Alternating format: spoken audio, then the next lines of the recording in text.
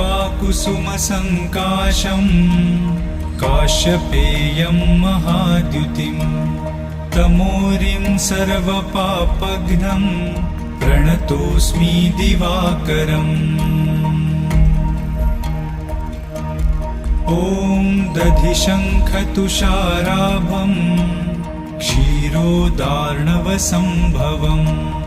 नमामि शशिनं सोमं शम्भोर्मुकुटभूषणम् ॐ धरणीगर्भसम्भूतं विद्युत्कान्तिसमप्रभं कुमारं शक्तिहस्तं च